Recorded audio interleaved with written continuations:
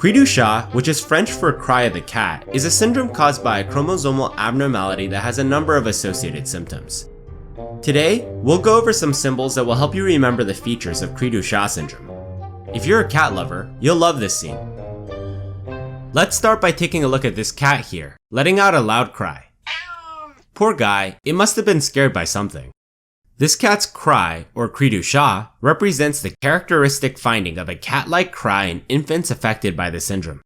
Question stems will often describe a high-pitched mewing sound, just like a cry of the cat. Now let's take a look at our surroundings.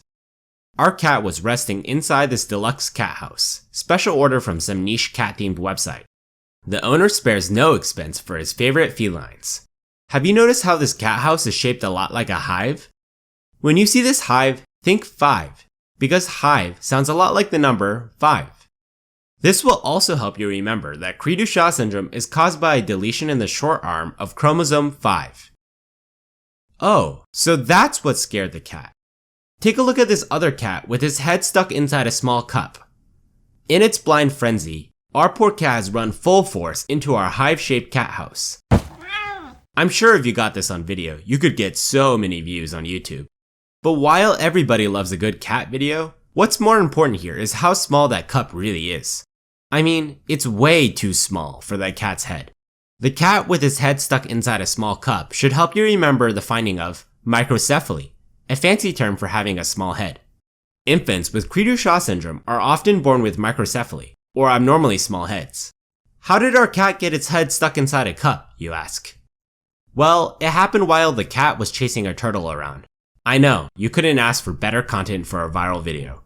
You may remember that a turtle is a recurring symbol for moderate to severe intellectual disability, colloquially referred to as developmental delay. Because what's more delayed than a turtle? Just remember this turtle here, to recall that infants born with Cri-du-chat syndrome often have developmental delays and low IQ. So now that we know the whole story, let's go back inside the hive. See that heart-shaped cushion? It's taking some collateral damage, as this unpleasant wake-up call has also made our crying cat tear its favorite heart-shaped pillow. Isn't it amazing how much chaos cats can create when left to their own devices?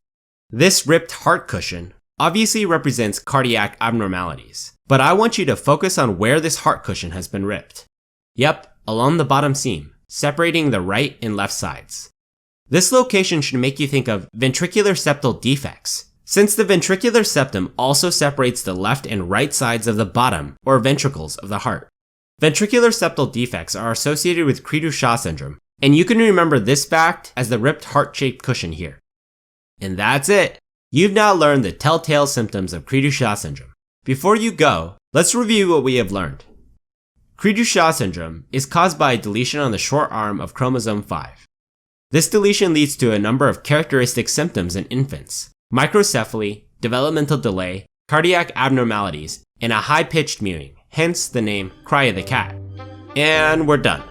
There's a bit of a mess to clean up, but pets are cute, so it's worth it, right? Right? Yeah, good luck with that. Until next time.